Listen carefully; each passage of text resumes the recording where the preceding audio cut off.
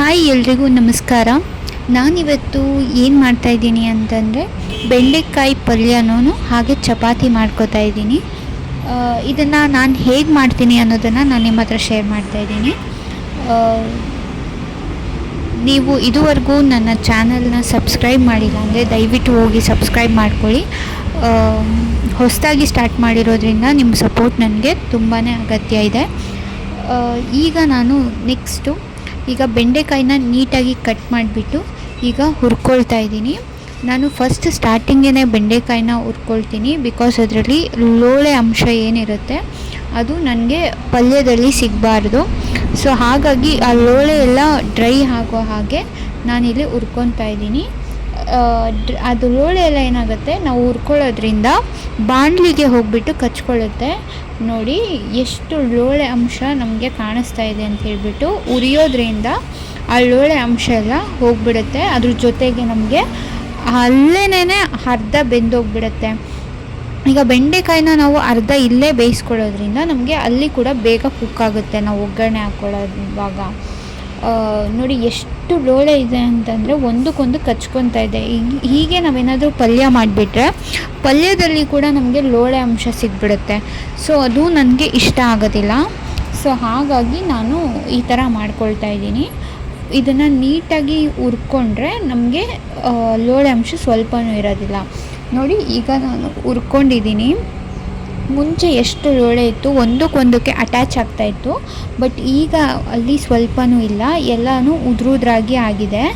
ಒಂದು ಚೂರು ಕೂಡ ಲೋಳೆ ಅಂಶ ಇಲ್ಲ. ನೋಡಿ ಬಾಣಲಿ ಎಲ್ಲ ಫುಲ್ಲು ಕರ್ರಗಾಗ್ಬಿಟ್ಟಿದೆ. ಆ ಕಪ್ಪಗಾಗಿರೋದನ್ನೆಲ್ಲ ನಾವು ಉಜ್ಜಿದ್ರೆ ಹೊರಟೋಗ್ಬಿಡುತ್ತೆ. ಸ್ವಲ್ಪ ಒಂದು 2 ನಿಮಿಷ ನೆನಾಕ್ಬಿಟ್ಟು ಉಜ್ಜಿಬಿಟ್ರೆ ಹೊರಟೋಗ್ಬಿಡುತ್ತೆ. ಇಷ್ಟು ಹುರಿದಿದ್ದೀನಿ.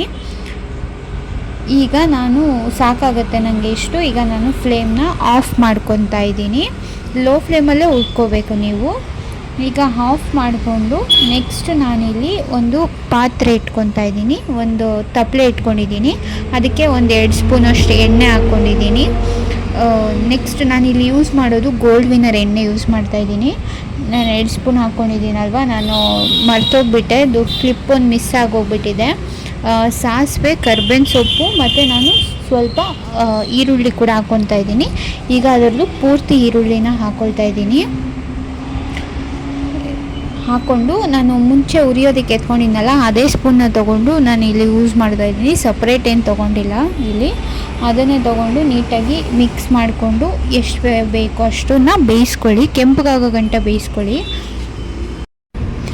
ಈರುಳ್ಳಿ ಚೆನ್ನಾಗಿ ರೋಸ್ಟ್ ಆಗಬೇಕು, ಅಟ್ಲೀಸ್ಟ್ ಸ್ವಲ್ಪನಾದರೂ ಬೆಂದಿರಬೇಕು. ಈಗ ನಾನು ಇದನ್ನು ಪಕ್ಕದಲ್ಲೇ ಇಟ್ಕೊಂಡಿದ್ದೀನಿ. ಈಗ ಈರುಳ್ಳಿ ಕೂಡ ಸ್ವಲ್ಪ ಬೆಂದಿದೆ.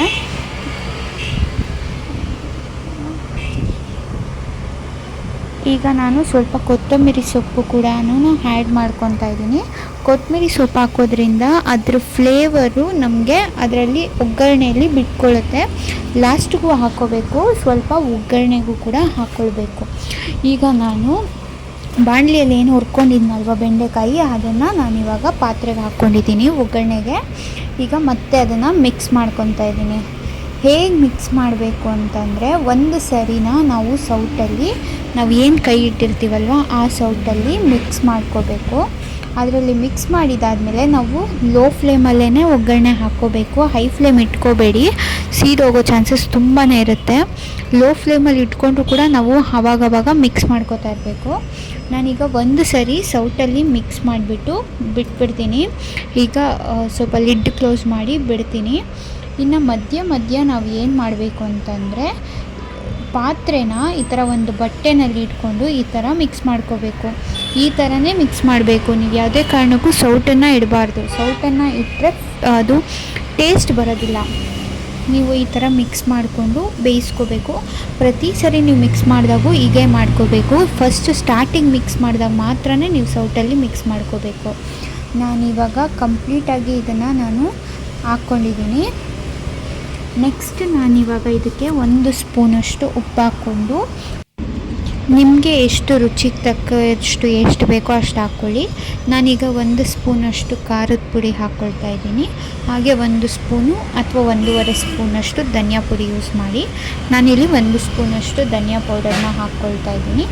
ನೆಕ್ಸ್ಟ್ ನಾನಿಲ್ಲಿ ನಾನು ಆಗಲೇ ತೋರಿಸಿದ್ನಲ್ವ ಆ ರೀತಿಯಾಗಿಯೇ ಮಿಕ್ಸ್ ಮಾಡ್ಕೊಳ್ಳಿ. ನಾನು ಆ ಕ್ಲಿಪ್ಪನ್ನು ಎಲ್ಲ ಆ್ಯಡ್ ಮಾಡಿಲ್ಲ, ಅದಕ್ಕೆ ನಾನು ಮುಂಚೆನೇ ನಿಮಗೆ ತೋರಿಸಿದ್ದು. ನೋಡಿ ನಾನಿವಾಗ ಕಂಪ್ಲೀಟ್ ಆಗಿದೆ. ಲಾಸ್ಟಲ್ಲಿ ಸ್ವಲ್ಪ ಕೊತ್ತಂಬರಿ ಸೊಪ್ಪನ್ನ ಹಾಕಿದ್ದೀನಿ. ಇದನ್ನು ಒಂದು 2 ನಿಮಿಷ ನೀಟಾಗಿ ಮಿಕ್ಸ್ ಮಾಡಿಬಿಟ್ಟು ಲಿಡ್ ಕ್ಲೋಸ್ ಮಾಡಿ 2 ಮಿನಿಟ್ಸ್ ಬಿಟ್ಟು ಕೊತ್ತಂಬರಿ ಸೊಪ್ಪನ್ನು ಹಾಕಿದ್ರೆ ನೋಡಿ ರೆಡಿ ಆಗುತ್ತೆ ನಮ್ಮ ಸೂಪರ್ ಟೇಸ್ಟಿಯಾದಂತಹ ಬೆಂಡೆಕಾಯಿ ಪಲ್ಯ.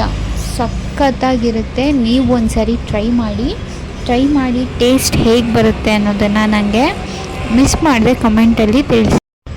ನೆಕ್ಸ್ಟ್ ನಾನಿಲ್ಲಿ ಚಪಾತಿ ಮಾಡ್ಕೊಳ್ಳೋದಕ್ಕೆ ಹಿಟ್ಟನ್ನು ಕಲಸಿ ನೆನೆಸೋದಕ್ಕೆ ಇಟ್ಟಿದ್ದೆ. ಈಗ ನೆನೆಸಿ ಕೂಡ ಆಯಿತು. ನೆಕ್ಸ್ಟ್ ನಾನಿವಾಗ ಚಪಾತಿ ಹೊಸಿಯೋದಕ್ಕೆ ಎಲ್ಲದನ್ನು ರೆಡಿ ಮಾಡ್ಕೊಂಡು ಇಟ್ಕೊಂಡಿದ್ದೀನಿ. ಬನ್ನಿ ಚಪಾತಿ ಹೊಸಿತಾ ಇದ್ದೀನಿ. ಇವಾಗ ಆಲ್ಮೋಸ್ಟ್ ಟೈಮ್ ಆಗೋಗ್ಬಿಟ್ಟಿದೆ. ಮನೆಯೆಲ್ಲ ಉರಿಸ್ಬಿಟ್ಟು ಎಲ್ಲ ಮಾಡ್ಕೊಳ್ಳೋದಕ್ಕೆ ಟೈಮ್ ಆಗೋಯಿತು. ಅದಕ್ಕೆ ಸ್ವಲ್ಪ ಬೇಗ ಹೊಸ್ಕೋತಾ ಇದ್ದೀನಿ. ನಿಮಗೆ ಎಲ್ಲ ಕ್ಲಿಪ್ಸ್ನ ಆ್ಯಡ್ ಮಾಡಿಲ್ಲ ನಾನು. ನೋಡಿ ಹೊಸ್ತು ಇವಾಗ ಹಾಕ್ಕೊಂಡಿದ್ದೀನಿ. ಒಂದು 10 ಚಪಾತಿನ ಮಾಡ್ಕೋತಾ ಇದ್ದೀನಿ. ಇದನ್ನು ನೀವು ಚಪಾತಿನ ಹೇಗೆ ಬೇಯಿಸ್ಕೋಬೇಕು ಅಂತಂದರೆ ಸ್ಟಾರ್ಟಿಂಗ್ಗೆ ಯಾವುದೇ ಕಾರಣಕ್ಕೂ ಎಣ್ಣೆ ಹಾಕಿ ಬೇಯಿಸ್ಕೋಬೇಡಿ. ಫಸ್ಟು ಒಂದು 2-3 ಸರಿ ಟರ್ನ್ ಮಾಡಿ ಫಸ್ಟು ಬೇಯಿಸ್ಕೊಳ್ಳಿ. ನೆಕ್ಸ್ಟ್ ಅದಾದ ನಂತರನೇ ನೀವು ಆಯಿಲನ್ನು ಅಪ್ಲೈ ಮಾಡಿ ಬೇಯಿಸ್ಕೋಬೇಕು. ನೋಡಿ ಈಗ ಆಯಿಲ್ ಅಪ್ಲೈ ಮಾಡೋದ್ರಿಂದ ನಮ್ಮ ಚಪಾತಿ ಏನು ಬರುತ್ತೆ ತುಂಬಾ ಸಾಫ್ಟಾಗಿ ಬರುತ್ತೆ. ಎಷ್ಟು ಸಾಫ್ಟಾಗಿ ಬರುತ್ತೆ ಅಂತಂದರೆ ನೀವು ಸ್ಟಾರ್ಟಿಂಗ್ ಆಯಿಲ್ ಅಪ್ಲೈ ಮಾಡಿ ಇದು ಇವತ್ತಿನ ಅವಾಗಲೂ ಕೂಡ ಅಷ್ಟು ಸಾಫ್ಟ್ನೆಸ್ ಬರೋದಿಲ್ಲ. ಐ ಹೋಪ್ ನಿಮ್ಗೆಲ್ರಿಗೂ ಇದು ಇಷ್ಟ ಆಗಿರುತ್ತೆ ಅಂತ ಅಂದ್ಕೊಳ್ತೀನಿ. ನೀವು ದಯವಿಟ್ಟು ನನಗೆ ಸಪೋರ್ಟ್ ಮಾಡಿ ಅಂತ ಕೇಳ್ಕೊತೀನಿ. Thank you for watching.